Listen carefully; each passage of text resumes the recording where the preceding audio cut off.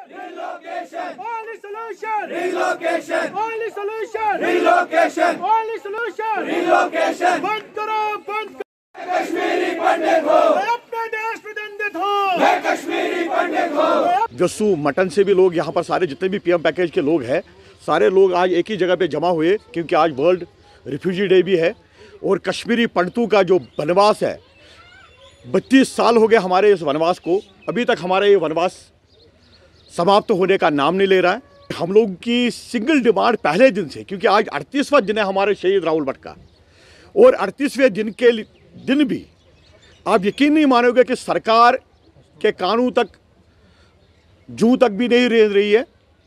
सरकार ने हमसे एक बार बात तो की है मगर वो बात कहीं कंक्लूजन पे नहीं पहुंची है।